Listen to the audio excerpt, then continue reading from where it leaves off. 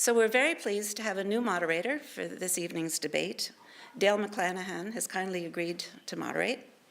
Dale has been active in the housing sector for over 30 years as a developer, a banker, a housing society director, and a consultant. He has completed over 50 housing studies for a wide range of housing types and clients, including local government affordability strategies. Dale is also chair of Granville Island Trust. So I'd like to introduce Dale. Thank you. Thank you, Marta.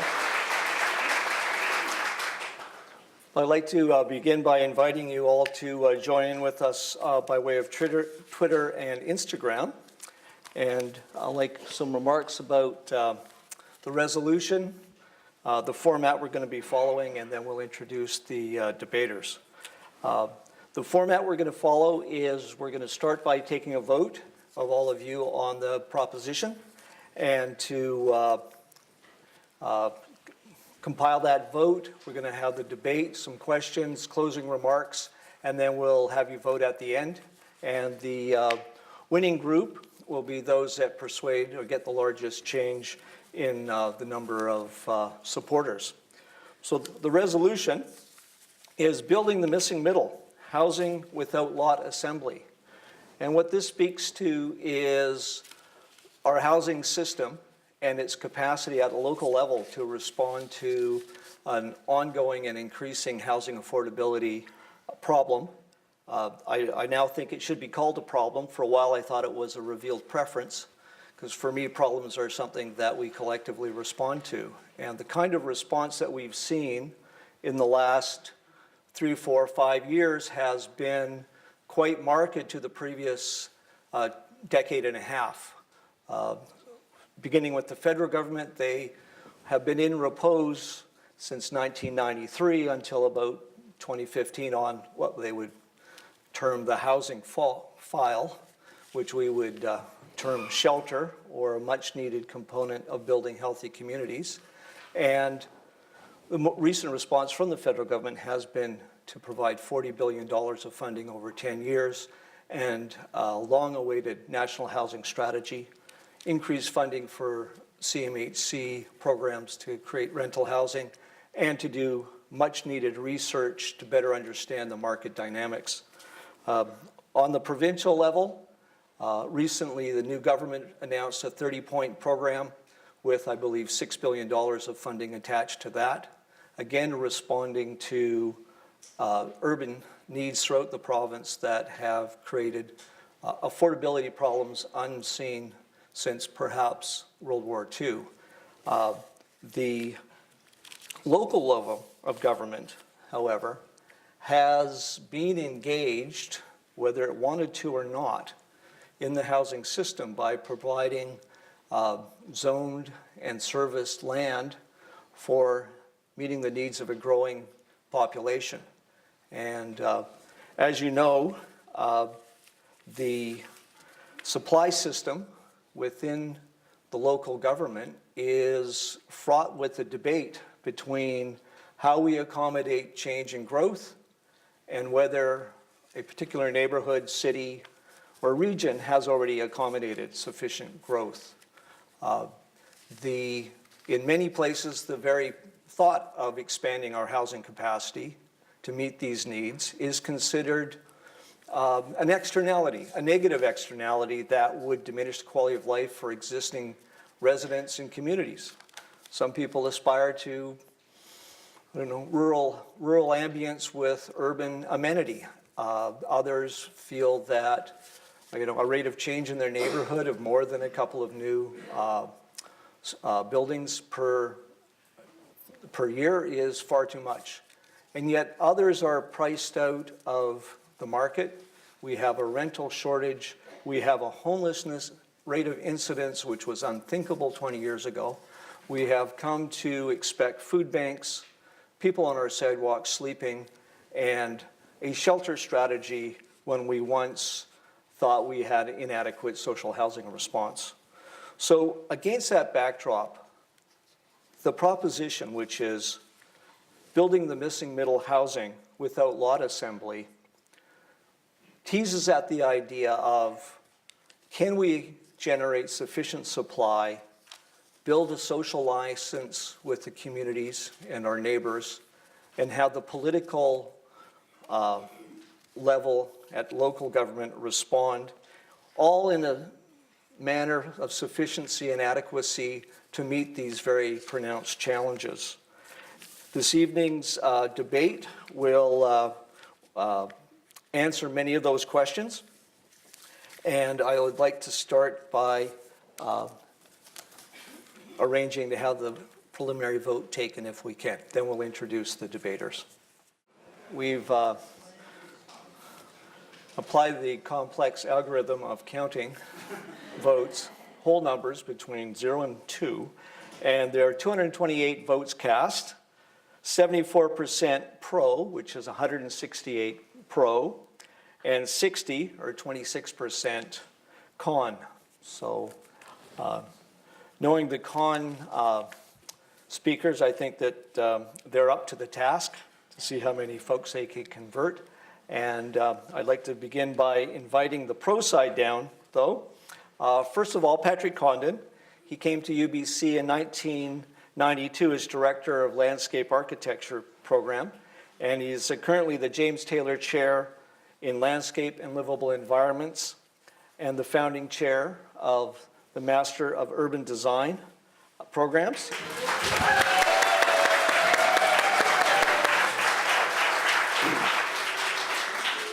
Joining Patrick is Scot Hein.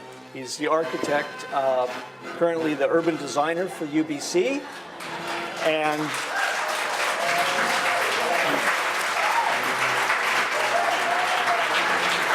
prior to being at UBC, he received similar kind of welcome every day when he arrived at work at City of Vancouver. He was leading there was cheers and sometimes jeers during his 20 years. And he was head of the urban design studio there for 10 years. Thank you, Scott. Now, there were the opponents today. Begin with Chuck Brook, who is widely recognized within the BC development industry as a leading strategist and urban planner.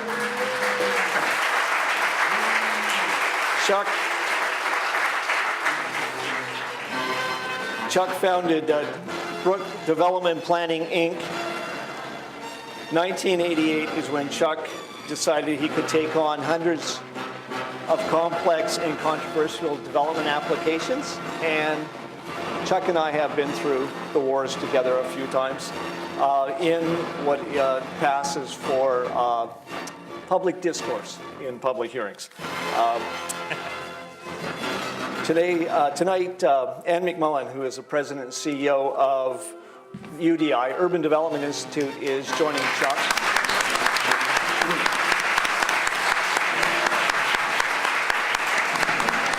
Ann has began her career as a journalist and has worked for 30 years in areas of public policy and resource sector, as well as providing leadership and maturity to the development sector. So we'd like to start with the first speaker on the, make sure I get the sequence right here. It's going to be Patrick Condon with his opening statement of no more than 7 minutes. I thought it was just me. Oh, pardon me. Go for it, Scott. Okay. Assembling land is an addiction and privileges the few. Citizens own zoning. Got some good background music here. We elect officials to protect the value of zoning towards a healthy society. We do not elect officials to exploit zoning as a cash machine. Building for the car kills affordability, and we can do better. This is personal for me. I'm here for one reason, our daughter, a community health nurse managing infectious disease outbreak. She cannot afford a condo or $2,700 a month in rent. Assembling land is killing affordability and our local shopping streets as we continue to build for the car and not for people. She loves Vancouver, but we may lose her like so many others. Roll film, please. What you see contrasts assembled shopping streets on the left with original streets on the right. Please compare respective scale, comfort, complexity, and vibrancy. Which side produces the most social capital? Can we retain the character and experience on the right while also achieving greater capacity, affordability, and mixed tenure? Missing middle thinking without land assembly shows us the way. A few things we acknowledge. We support development of existing assembled lots with frontages over 150 feet, including parking lots and parkades, which offer understandable economy of scale and net gross efficiencies. There are over 1,400 of these properties that will deliver conservatively over 50,000 housing units, or at least 10 years of supply. We strongly support the assembly of larger lots necessary for civic services and amenities, including hospitals, schools, libraries, community centers, and religious institutions. It is the over 2,200 properties under 150 feet of frontage not yet assembled that have missing middle potential to deliver affordable housing units with mixed tenure in a way that strengthens our local shopping streets, not sanitize them.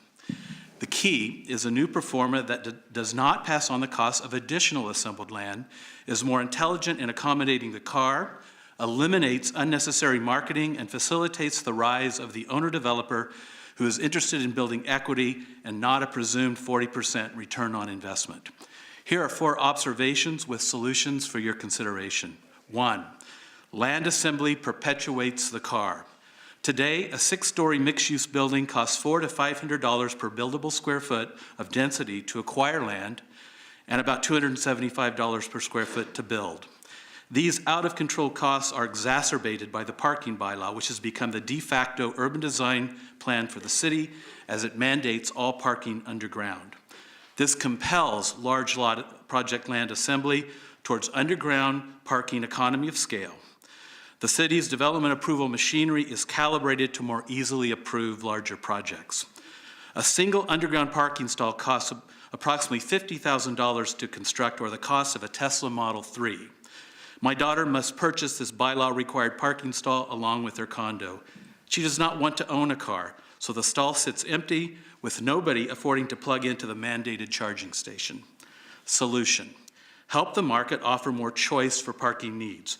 Purchasers would rather put hard-earned salary into more affordable housing above ground than invest in unused parking below ground. Automated parking systems will easily accommodate sufficient parking for small sites. Let's stop the madness of deeply excavated parking garages with these costs passed on to the purchaser. 2, small sites deliver as much density as large sites. Please reference the seminal work Urban Space and Structures by Leslie Martin and Lionel March, who mathematically demonstrate alternative forms to the high-rise and mid-rise that deliver the same capacities. We already have a few local examples of these typologies demonstrating how high density can be livable and neighborly for small unassembled lots. We are confident they pencil out economically given recent interviews with active developers. Solution: let's pilot new missing middle building forms that aggressively land more capacities as a first step to overhauling prevailing zoning and guidelines. 3, land assembly kills urban vibrancy. I'm worried that Greektown on Broadway west of McDonald will soon vanish in favor of large lot assemblies intended to pay for future underground transit tunneling. And to raise funds for tunneling, we can anticipate that the current development paradigm of printing money will compel even larger, deeper excavated sites. That's absolute madness. Solution: let's introduce new missing middle markets that help mom and pop to enjoy their built-up land and sweat equity so they stay in the hood. Let's work with other levels of government to protect them from capital gains. And the city could dramatically reduce permitting times by backing off regulating the visual expression of small frontage buildings so that talented young designers can innovate. Visually complex shopping streets that provide human scale and comfort is our goal. 4, assembling land perpetuates the culture of marketing. Does anyone here tonight believe that the current marketing paradigm is value added? In purchasing a new condo, my daughter pays for the 5 pounds of realtor mail solicitations, including headshots and recycling costs that I receive every month.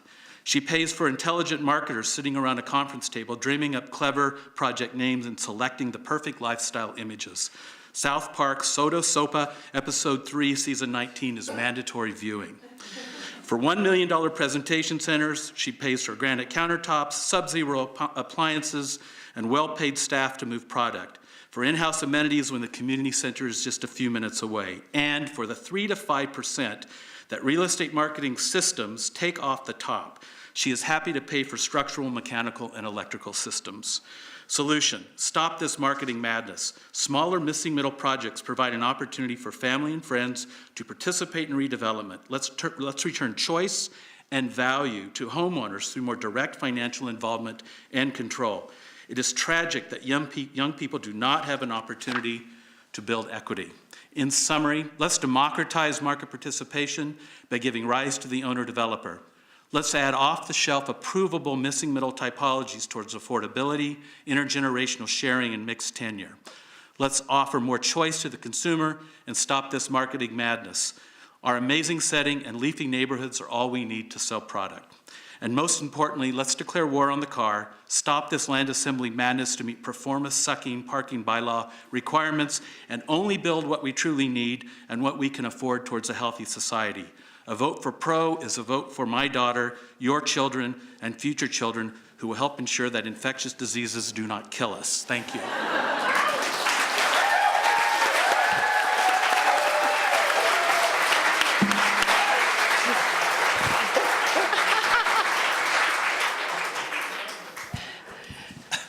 Anne, are you going to start I have a with daughter, the but she's only 17 in grade 11. I know she's destined for great things like your daughter, but we're not there yet.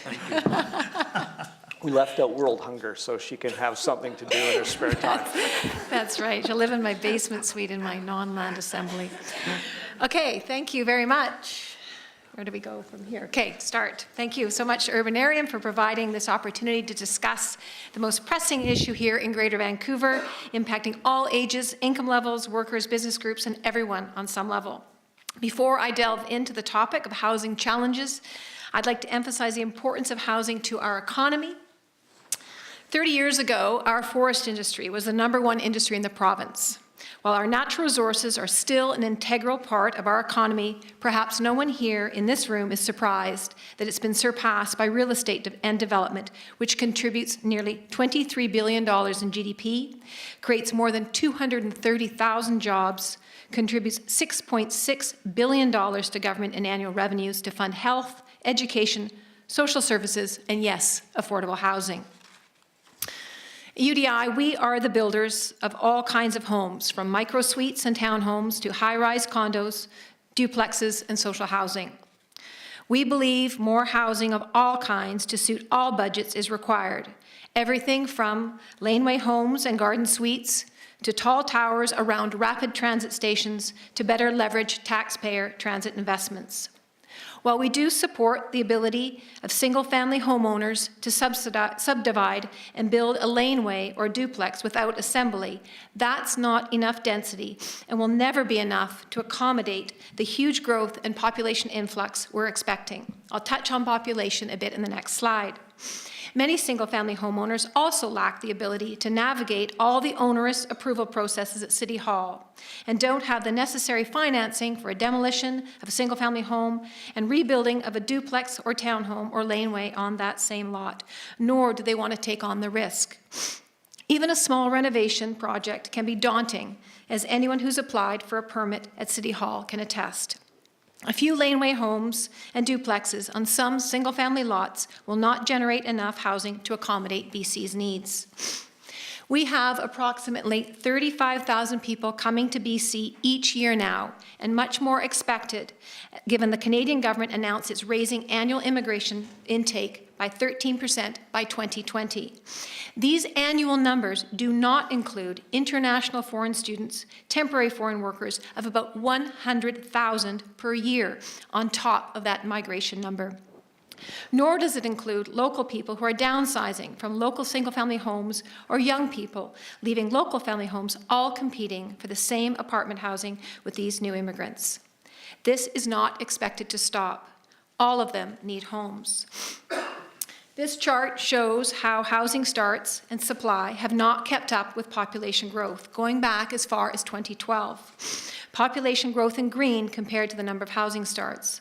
The supply deficit has seen little improvement over the last 4 years. The current ratio is about 1.7 new residents per housing start. Until supply surpasses demand, we'll continue to fall behind, and we expect no relief on affordability with this constraint. Consequently, UDI's overarching goal is to work on removing obstacles to supply so we can build the kind of density, including more mid-rise buildings in single-family neighborhoods. We have no more available residential land. This is Vancouver today, a city where the majority of land is occupied by single-family homes that are generally unaffordable. Adding basement suites, laneway housing, and garden suites are helpful, but they aren't enough in a city that is welcoming the world. This modest supply hasn't reduced our less than 1% vacancy rate that has persisted for many years. We need to do more, much more, to create the Vancouver of tomorrow. And yes, condominiums are a big part of Vancouver, and they will continue to be. Downtown is running out of room, so where do we go? We're suggesting Metro Vancouver single-family communities embrace more missing middle housing on a large scale through a regional plan that combines these housing options linked to transit investment. Missing middle housing includes multifamily housing such as townhomes, row homes, duplexes, low-rise, and mid-rise buildings. Missing middle also addresses the middle-income earners and middle-age groups who want to buy in the housing market and can't afford a single-family home or don't want to raise their children in tall tower downtown. That housing form is almost impossible to find in single-family areas. The missing middle in Metro Vancouver is not scary or unfamiliar. It's just that some communities don't embrace these housing options. The top left, the 6-story wood frame condo in Surrey. The top right, photo of row homes in Kerrisdale. Bottom left, duplexes and triplexes are also affordable to offer gentle density to communities. And bottom right, there are also micro-suites, like this one in Vancouver, provide affordable rentals for young people. But the obstacles. Unfortunately, there are too many obstacles to housing supply, including land constraints, public opposition, and biggest of all, municipal approval delays. In Vancouver, there are some 25 approval steps that can take up to 7 years. Currently, there are some 100,000 units of housing currently tied up in Metro Vancouver's municipal approval process. Compare that to the city of Langley, where their approval process takes about 7 months. We simply need to do more. Streamlined approvals and more growth near transit. That involves large lots with towers like Marine Gateway development. This can't be addressed with a few laneway homes. New rapid transit lines should not be going through low-density single-family neighborhoods. The problem is that people want housing options for their children and elderly parents, but don't want their neighborhoods to change to accommodate those needs and growing population. And then there are taxes. It seems like governments are trying to tax their way into affordability. We've had the foreign buyers tax, vacancy tax, increase in luxury tax, federal mortgage stress testing. As you can see, these taxes and demand measures have had little effect on pricing. And now we have the newly proposed speculation tax, an expanded increase in foreign buyers, and increases to property transfer taxes, which will impact land costs and get passed on to home buyers and renters. None of these new taxes have translated into lots of new homes to rent or buy or lower prices.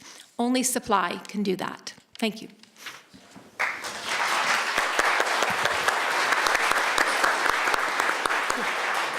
Thank you, Anne. Patrick, Start. you have 7 minutes, or you can concede and, no, carry on. Well, I feel like conceding because of the eloquence of my worthy opponent. Although there was much to debate in what was said. And in order to get to the thrust of my issue, I will leave those debatable points alone for the moment and talk about what this is really about. And what it's really about is land speculation and the price of land in our community, because that seems to me to be something that's not talked about enough. So the missing middle argument is really an issue about how do we use our land base most effectively in order to reduce the level of crazy land speculation, which is driving up the prices of all of our homes. So this is a slide that shows you how the invisible hand of the marketplace is supposed to work. It's supposed to work that the supply will come up and equalize with the demand, and all of that will correlate with the average incomes in housing of the people who live in an area. None of that is actually true. We have a totally different invisible hand operating here, where supply goes up and so does demand. So the question is, how do you explain that? And I will put on the table the explanation that the reason for that is that because of assembly, the way assembly works, we put out a little bit of land which we allow assembly on, and then speculators come in and double, triple, quadruple the price of a single parcel, something that should be $2 million, going from 11 million. And the most outrageous of all is the one that basically, in the context of a large city, looks like a spot zone down on Georgia Street, where 1 acre of land went for $250 million. That building would have to be 340 stories tall in order for the land component of cost for each apartment to be manageable by people with the average income. So it simply can't be done. So what we really have here is a situation like this old saying, don't feed the seagulls, because when we put out a little bit of land for a particular higher density purpose, the seagulls, which is the land speculators, and I'm not blaming developers, by the way, land speculators are the enemy here. Land speculators will come and basically tear your hand off, so that what happens to the poor home purchaser at the end of this? We're distraught and destroyed. So that's really what goes on in our city under present circumstances. I'm saying, what would happen if we thought differently about it? Rather than doling out a little bit of land at a time, how can we really take inventory of the whole city and prevent that speculative pressure from falling onto 1 or 2 or 3 areas? And in the process, I hope we can sort of set up a kind of land rush for the millennials in our city who would have the capacity to go out and participate in the creation of affordable housing for themselves or allied with developers. My good friend Michael Mortensen did a little work on this a few years ago, and I was inspired by that and some of his mathematics. So I tried to take a hard look at the mathematics of this situation and figure out what would you have to do to make it affordable to people with the average family income of $80,000. I don't have time to go through all of these words, but what it turns out to be is if the parcels cost $1.5 million, and there's many, many that still cost $1.5 million, the only way to make the numbers work is to have basically 4, 5, 6 units. And you have to get up to an FSR of 1.75, which is higher than we currently allow. That sounds like a lot of building. So let's take a look at what that looks like in the last 3 minutes I have. So this is a very standard kind of Vancouver block. And we're going to hone in on the one that's closest to us here and see what can be done. What we know now is that for a long time they've been allowed for 2 units, which really helped a lot with the basement suite. And only recently we've allowed the addition of a 3rd, only in the form, however, of a lane house. Accepting the hypothesis that that still won't make it affordable because to distribute the land component you need 4, 5, and 6, let's see what happens if you add additional units. So the slightly different color here shows you 1, 2, 3, 4 dwelling units now in the shell of the same building. And then if we want to go a little bit further, replace the foundation, perhaps move the building a little bit towards the front, but still preserving and protecting the building, which is a political issue now. Most of us want to see many of our neighborhoods' buildings and the setting protected. It starts to look like this. So this one has 1, 2, 3, 4, 5, 6, if you look at the different colors here. The point here is this is the capacity that you have, and it's not a violent disruption of the existing neighborhood, and it allows things to, proceed more or less incrementally throughout the whole city, not in one corridor. How many people like the Cambie corridor, the way that's worked out? Okay? So that's what assembly does for you, and I think that the potentials of this strategy are much better. The yard goes away, so let's put some more yard space, some of it elevated, is a possibility that I wanted to make sure we understood. And, is that too bulky? Well, we actually have buildings in our city that have essentially the same FSR. And they're some of the most attractive buildings in the city. Tourists come take pictures of these things, our craftsman style houses. So that's the kind of bulk that we'd be talking about. So I'm happy to see I have 50 seconds here to conclude. You know, this is not something that would happen in every lot, because if you did it in every lot, you'd have enough dwelling units for like 4 million people. So it's not every lot, but it's allowed in more places than it is now, which is nowhere. And it's not and not every house is worth saving. I agree. Codes should change to end house gutting, and things should be accelerated through City Hall. You know, that's something we all agree with, and let's figure out how to do that. And some parts of the city do need assembly, I suppose, but not the way we're doing it now. And other things are needed to cool the market that the provincial government and to some extent the city can do. And a lot more supported housing needs to be built. So this is really, I'm presenting a market solution, essentially a market solution, but I don't have trust in the market to solve everything. Okay, and I'm done. Except to say that assembly only for missing middle makes things much, much worse.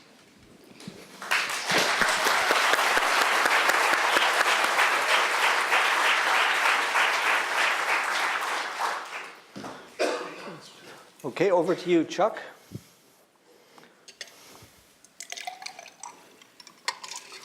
Good evening, everyone. It's a real privilege to be back at an Urbanarium event. It's been a long time, and I'm very happy to be here.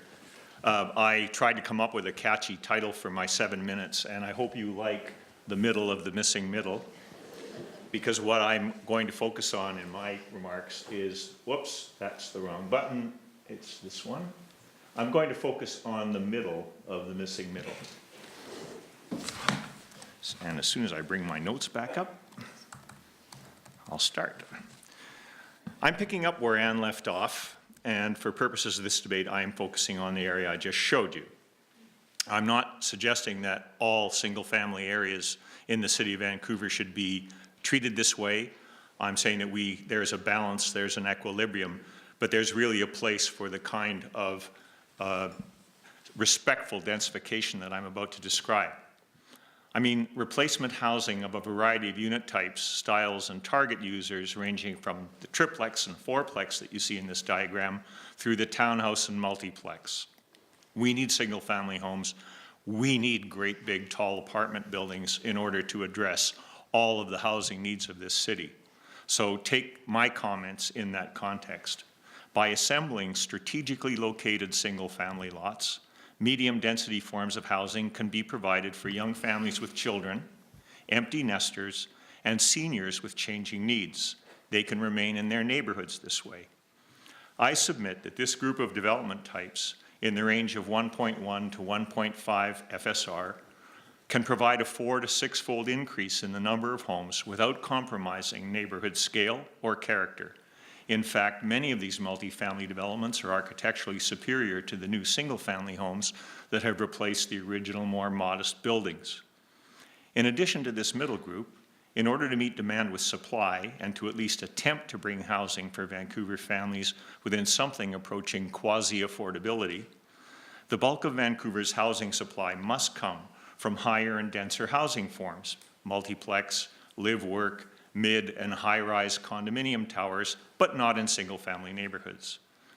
Those projects are in close proximity to mass transit. As for gentle densification in the form of laneway homes and secondary suites on existing single-family lots, we won't get there from here. It will not solve the demand and supply equation. There's not enough critical mass and effective change in modest enhancements to single properties to make a dent in the need to accommodate our rapidly growing and changing population while maintaining and supporting community-based retail, restaurants, and services.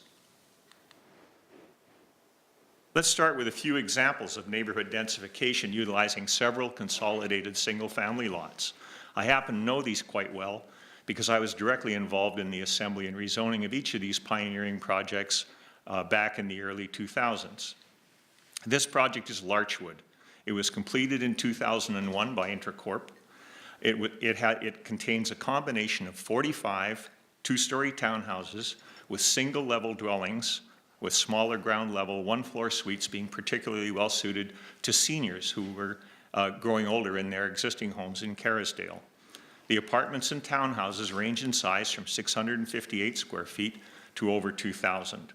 Larchwood was created by consolidating 7 large single-family lots containing small post-war bungalows on Larch Street south of St. Mary's Anglican Church, a historic building dating from the early 20th century. Overall, the 7 older single-family houses were replaced by 45 townhouse and apartment units. This rezoning was approved by the council of the day as a neighborhood demonstration project and was strongly supported and opposed by Kerrisdale residents who had little choice other than single-family houses or taller apartment buildings just to the east. In fact, the existing Kerrisdale rezoning policy, which prohibited any rezoning of RS1 single-family lots, was rescinded in the face of the need to accommodate Kerrisdale citizens with changing needs and wants. Next and nearby is the Lanesboro, developed by Polygon in 2001. It encompasses 6 single-family lots on the south side of West 41st Avenue between Balaclava and Blenheim. The Lanesboro is a 3-story condominium building designed with empty nesters and seniors in mind. By creating 58 new homes, existing single-family homes in Kerrisdale were freed up when empty nesters sold and moved in, allowing younger families with children to move in and be near their grandparents, schools, and neighbors. Despite protests from single-family homeowners across the lane on West 42nd Street, including the wife of a prominent townhouse developer in Vancouver, like Larchwood, the project turned out to be a success, as well as a needed and welcome addition to the area. And here's a view lit from above. Thirdly, and most recently, Amica at Edgemont started in 2008 with the assembly of 7 60s-era homes just north of Edgemont Village in North Vancouver. The assembly also involved the purchase of a substandard and narrow district street, which served only the homes being assembled. The assembly took almost 2.5 years, and the subsequent official community plan amendment and rezoning another 2.5 years. The Edgemont, Canyon Heights, and Upper Capilano area was characterized by many original ranch burgers and split levels from the early 60s, many of which were still inhabited by the original owners who were now well into their 80s. Market research showed very high demand for a major seniors independent assisted living memory care facility. This was achieved by limiting the building to 3 stories, utilizing the topography to minimize its mass. Amica at Edgemont preceded the Connaught by Grosvenor, the redevelopment of the former village supermarket, medical dental building, and a number of houses along Ridgewood Drive. Edgemont Village, go forward. Edgemont Village, once a fading center of ho-hum shops and services, is currently experiencing a rebirth as an urban village with a growing range of housing choices nearby. This is the evolution of the area, but it has come at a very high price. Many of the existing homes have now been demolished and replaced with monstrosities of 4,000 to 6,000 square feet, doing nothing for community, affordability, or character. And I will say there are 115 seniors units in Edgemont at Amica. To meaningfully accommodate growth within Vancouver's growing and changing neighborhoods, we need to think in terms of this level of densification and scale. In the hands of talented architects and skilled developers, of which we are blessed with many, such development can be accomplished in compatible and sensitive ways, which not only respect single-family enclaves, but enhance them. Thank you.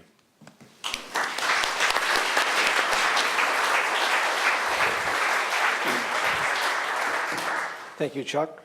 We now have time for some questions from the audience.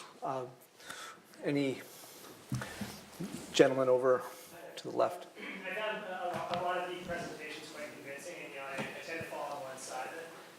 There's a couple of elephants in the room, I think, that were touched on in both positive and negative ways by a couple of participants. Number one, I think Patrick Condon really nailed something fundamental here, which is that a vast majority of the land mass in the city of Vancouver is zoned RS1 or RS5.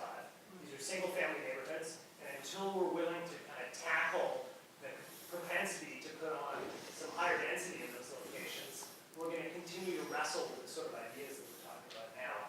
And I think it was a really interesting kind of graphic illustration that putting 6 units on a typical RS1 lot is not the end of the world. And I think what it's going to take is a lot of political motivation to be able to challenge the NIMBYism in those neighborhoods. I live in one of those neighborhoods. Half the people I talk to in those neighborhoods, they're not afraid of this not being a single-family neighborhood anymore. I mean, I think it's a really fundamental issue.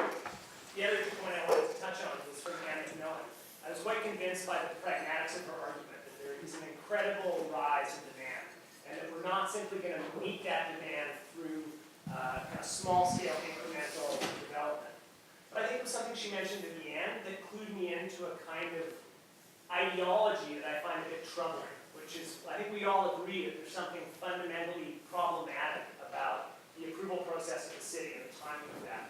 But when she touched on the issue of taxes, I think that that was a real clue into a certain kind of bias amongst the development industry that I find greatly concerning. You know, we're in a world right now where there's fundamental requirements for industry. Okay. Actually, good points. Well, the next speaker, if you put the question in the form of a question. You know, you were talking about these developments of mixed use and seniors stuff from 2001.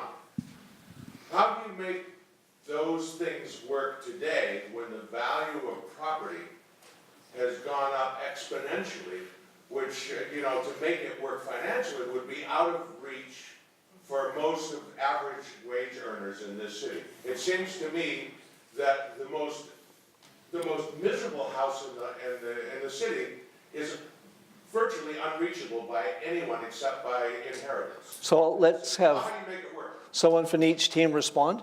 So. Well, part of it Patrick touched on is with the high land costs, is, you know, so much of it is zoned single family, and we just trickle out the zoning, so you have this feeding frenzy of to buy the land, and it's, again, it comes down to the supply and demand, is there's so little that's made available, and the price is so high, and unless we address that, I think the price it's going to continue.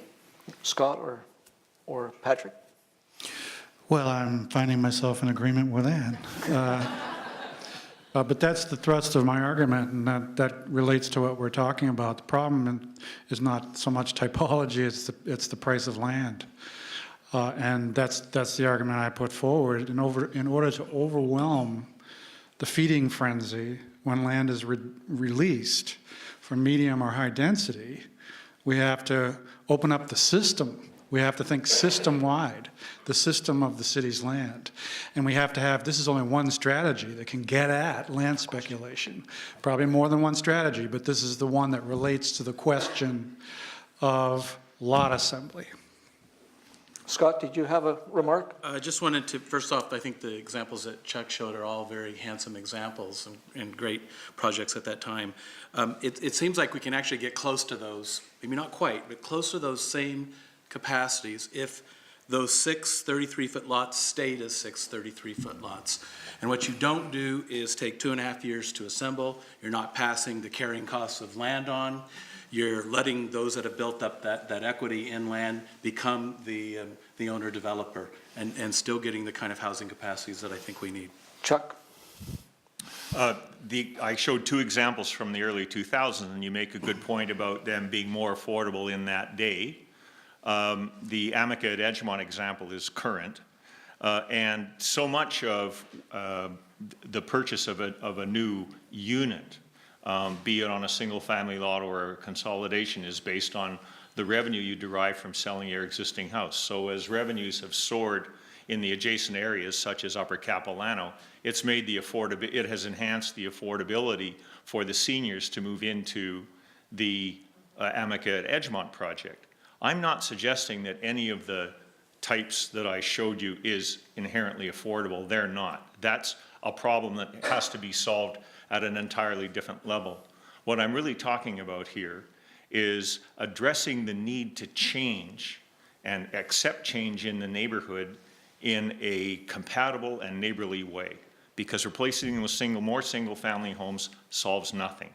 And it's fine to have a single-family lot with 6 units on it, but it won't address the needs of seniors, because it's very difficult to have a a unit design like that without steps and stairs, and a lot of challenges for seniors and challenges for people with physical handicaps. So if we're going to accommodate our entire communities, we have much more flexibility in the hands of a good architect to address the needs of the people who live in those communities by creating adaptable homes for the aging and people with physical challenges and the young families. Patrick, do you have a question? Well, I have a response, and it'll be brief. Have to take a different position from my esteemed colleague Chuck there by saying, when you say that the products I've showed, well, they're simply not affordable, then your position is that you can't solve the problem. I'm saying that it's very hard to solve, but I'm also starting my hypothesis with an estimate of here's the basic cost of land, $1.5 million. Hope it stays that way, doesn't go higher. $1.5 million for 4,000 square feet. How do you divide up that $1.5 million amongst how many people in order to make it affordable once you add in construction costs, the architecture, the soft costs, and a profit for the developer? And then the answer is you need basically a 1.75 FSR right now, and that puts it at the point where young people forming young families have a hope in hell of affording it. Well, I'll leave it at that. So we're going to have a rebuttal from Ann, Yeah, and just then I've quickly, got another question from the I audience. think that when we're looking at the slow pace and trickling it out, and you've got, 6 homes on a single-family lot, and we're doing it one at a time and taking 2.5 years to get approval and then another 2.5 years to build, that's the problem. We're doing it far too slow and not enough. And to have small land assemblies to build 6 units is not going to solve the problem even for this room, let alone 35,000 people. You have a question, Colleen? Yeah, I'd like to talk about the relationship between forms of transportation and density. It seems to me that the two are integrally intertwined. And you've talked about putting rapid transit and putting high rises around the nodes versus, I heard you say a car-free environment, Scott. So if you want to be able to enable density more broadly through the body of the city and not just through the heavy pipes of putting up high rises, how would you propose to solve that problem? Because you still need to be able to move people around. Well, you do what I proposed.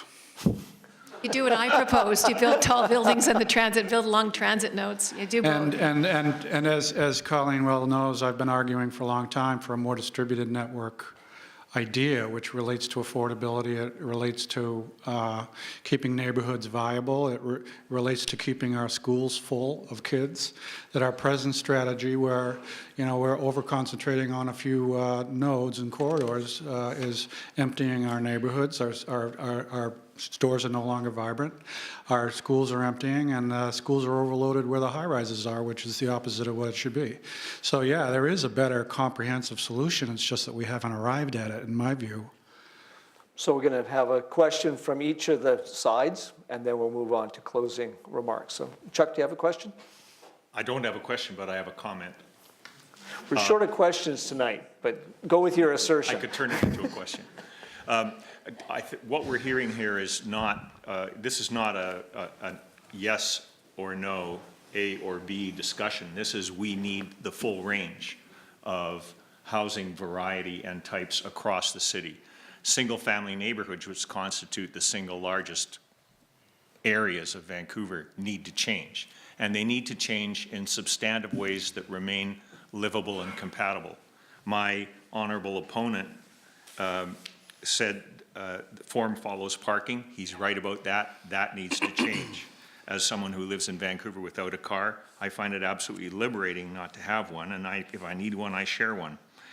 The other comment, assembly kills vibrancy. I think it's quite the opposite. If you walk around the west end of Vancouver amongst the newly built single-family homes, you tell me that's a vibrant neighborhood.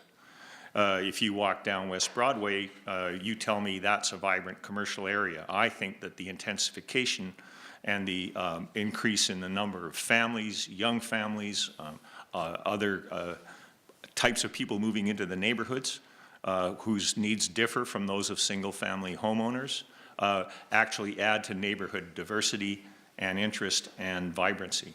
Scott, do you have a question for I us just or an want one assertion? comment to Colleen's question.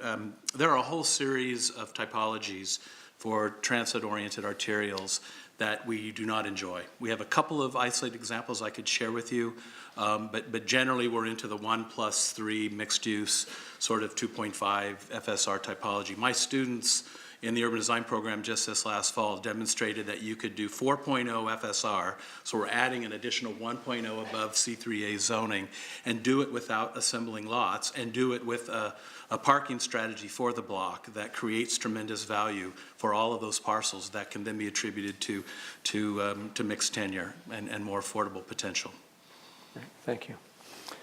So we're now going to move to closing remarks, and for the pro side, who's going to go first? I'm going to go first. Okay.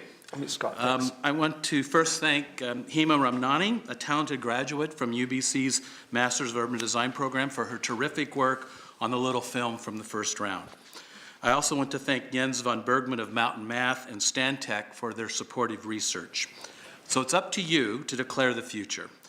Will it be property assembly as usual, with hollowed-out neighborhoods and shopping streets with fewer and fewer patrons, vacant underground parking stalls without Tesla Model 3s, everyone with granite countertops, stainless steel appliances, and buildings with clever names, a presumptive 40% return on investment with marketers taking 3 to 5% off the top, a lifeless, boring city when Halloween night is a ghost town, and where we all die from disease outbreak. Will it be a new development paradigm that democratizes market participation, enabling the release of land equity without assembly to help solve affordability? The rise of the owner-developer with the support of City Hall, neighborhoods, and the development industry working proactively together to unleash the tremendous latent capital embedded in small sites. Protecting land lift for the greater good while also acknowledging performance inefficiencies for smaller, unassembled lots and the densities it takes to deliver viable missing middle projects. Let's imagine a new development paradigm where families and friends do not have expectations of excessive return on investment, rather just a secure future that builds a little equity along the way. Let's do a better job of sharing our wealth with those less privileged by leveraging mixed tenure within smaller projects. By realizing the promise of the missing middle without land assembly, we have a chance of holding onto precious social capital necessary for cities to thrive, including mom and pop, volunteers for our civic institutions, and the community health nurses that protect us from disease outbreak. Let's stop this assembly madness. # no assembly required. Thank you. Thank you, Scott. Anne? All right, thank you very much. In summary, British Columbia needs to dramatically increase its diversity and supply of homes. Small-scale, single-family home subdivisions will not provide enough housing to accommodate the increased growth we will continue to see. It will instead maintain land speculation and keep prices high. 35,000 newcomers are moving to BC every year, plus more than 100,000 foreign students and temporary foreign workers, and they all need homes, along with the services, as well as servicing the needs of existing British Columbians. We have to create more housing options to fit all budgets in these single-family areas, more duplexes, triplexes, row homes, and micro-suites. Our industry has the ability, the capacity, the risk tolerance to deliver more housing on a scale that will help mitigate prices. We want to share solutions and have a conversation with single-family neighborhood groups.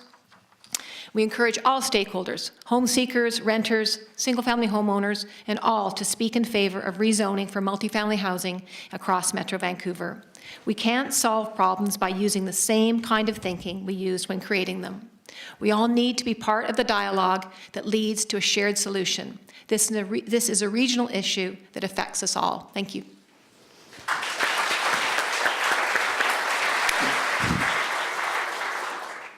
Patrick?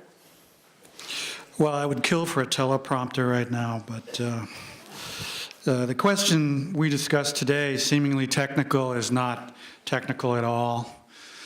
The real question is this: do we, in our rush to add housing units, destroy the beauty of what we have for the demands of a market for which beauty is nothing more than an image in a brochure? Or do we write the next chapter of this gorgeous but failing city on the firm foundation of its existing text, from the words and paragraphs of the places that we all know, the places that are fading, the places that are nearly erased? Do we foolishly try to satiate the unquenchable thirst of global capital for our existing neighborhoods until none remain? Or do we rather capitalize on what exists and adjust it to what our young families can afford? If we are content to erase the memories embedded in our city without remorse, to feed the market thirst for a product type with no adjustments to this place, making us no place at all, if we are content to accept without reservation the formulas of the marketplace while the market consumes, gradually or slowly, the very thing it values, then we deserve this loss, and nostalgia becomes our only consolation. We have the power to choose between feeding a machine that always erases revered places for the formulaic demands of the market, or calibrate a made in Vancouver for Vancouver policy of organic growth and neighborhood succession. For the people who live and work here, and for their kids, for our kids. And the policy tool we can use to save what we love about this city is absurdly simple. Build the missing middle without lot assembly.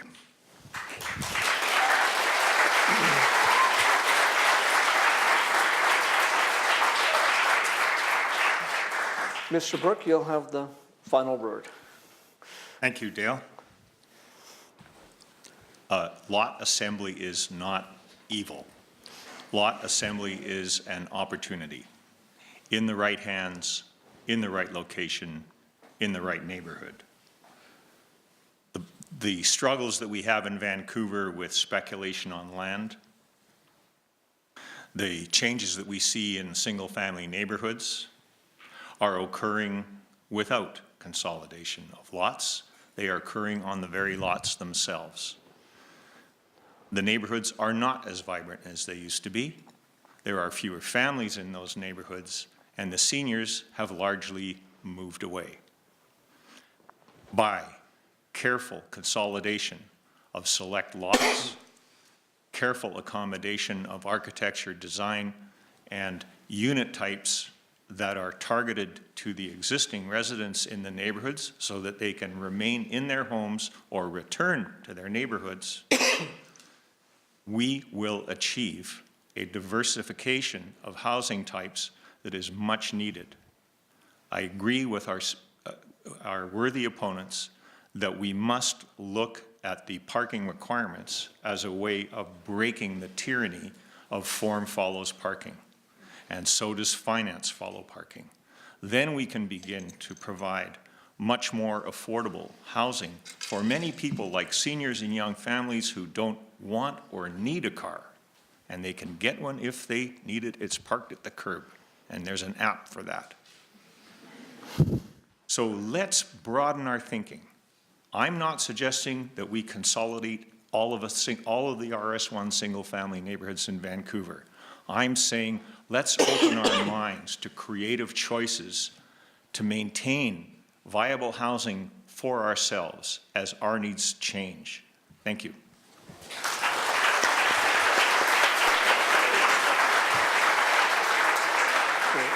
Thank you, Chuck. So I understand we're going to have an opportunity to vote and tabulate the results, and we'll announce the results shortly. So we have the results from the voting. I'll remind you that in the vote at the outset, there was 74% for the pro side and balance 26% for the con.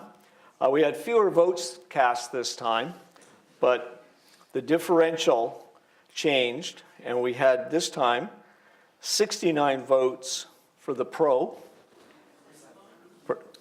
which was 69%, yes, 138 votes, and we had 62 votes for the con, which is 31%.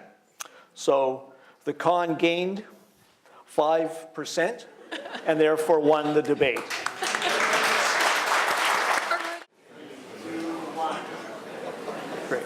Good. Thank you very much. Thanks for joining us this evening. Thank you, Marla.